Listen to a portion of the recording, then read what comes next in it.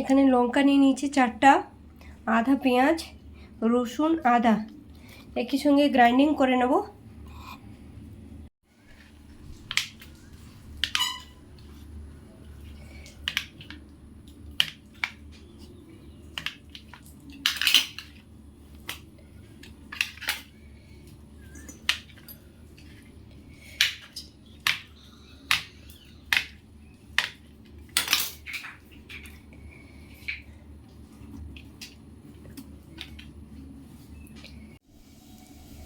নুন, এই যে বাটা সবটা দেবো না, একটু রেখে দেবো। সয়া সস, চিলি সস, আর দেবো টমেটো কেচাপ। এটা ভালো করে মাখিয়ে নেব।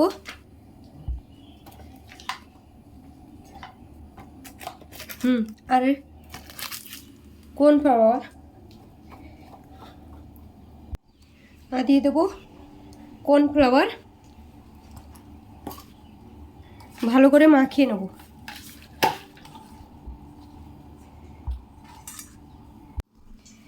মাখিয়ে 10 মিনিট খানে রেখে দিয়ে তারপরে ভাজতে হবে। আমার কাছে টাইম নেই, সেই জন্য আমি কড়াইতে তেল দিয়ে দিয়েছি, ভেজে নেব।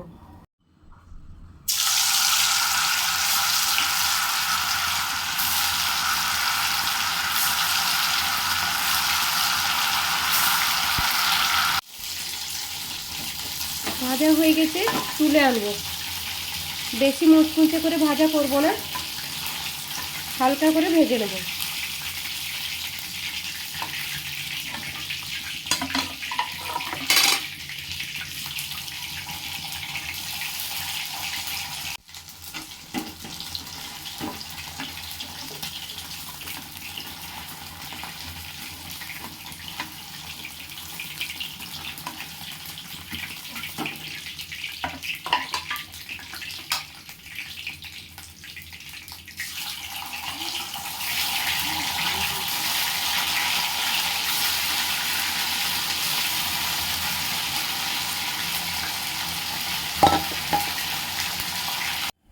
তেলটা কিছুটা কমিয়ে নিয়েছি, অনেকটা তেল হয়ে গেছিলো তো।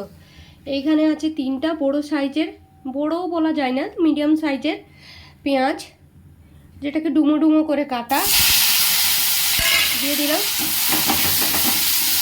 এটা একটু খালি 2 থেকে 3 মিনিট ভাজা করব, তারপরে দেব ক্যাপসিকাম। ভাজা হয়ে গেছে, এবারে একটা বড় সাইজের ক্যাপসিকাম দিয়ে দেব। আবার 2-3 মিনিট ভাজা করে এবারে দিয়ে দেব 2 চামচ গ্রেট করে রাখা রসুন, 4টা কাঁচা লঙ্কা, আর আদা, রসুন, পেঁয়াজ আর লঙ্কা যেটা বাটে রাখা হয়েছিল, সব একই সঙ্গে দিয়ে দেব।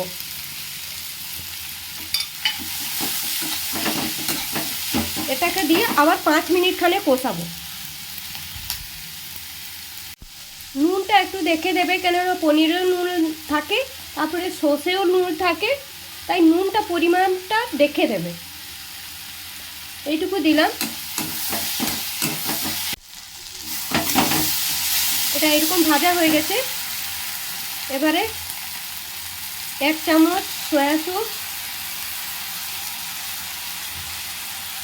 1 চামচ চিলি সস, আর বেশি করে একটু মানে 3 থেকে 4 চামচ খানে টমেটো সস, যেটা টমেটো কেচাপ দিয়ে দিতে হবে। এটা বেশ নাড়িয়ে নেব। এটা দিয়ে দেবো 1 চামচ খানে শেজওয়ান সস। এই দেখো, এরকম পাওয়া যায় শেজওয়ান সসের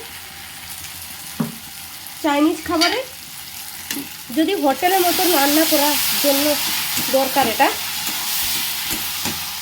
এবারে ভেজে রাখা পনিরগুলো দিয়ে দেবো।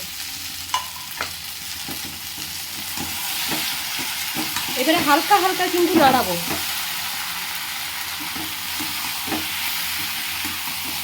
2-3 মিনিট কষিয়ে নেব, তারপরে গ্রেভিটা বানাবো।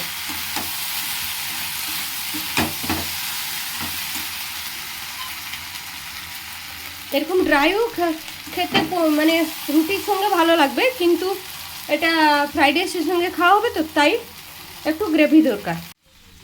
এখানে হাফ চামচ খানে কর্নফ্লাওয়ার নিয়েছি, আর একটু জল দেব। প্রথমে একটু গুলিয়ে নেব, তারপরে আর একটু জল। দেখো কালারটা কত সুন্দর এসছে। এবারে হালকা করে যে হাফ চামচ কর্নফ্লাওয়ার গুলিয়ে রেখেছিলাম দিয়ে দেবো। দিয়ে জাস্ট 1 মিনিট রেখে বন্ধ করে দেবো গ্যাসটা। এখন কিন্তু গ্যাসটা আমার পুরো স্লোতে আছে।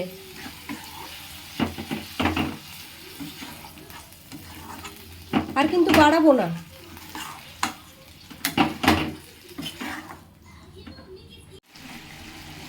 এইবারে আমি বন্ধ করে দেবো।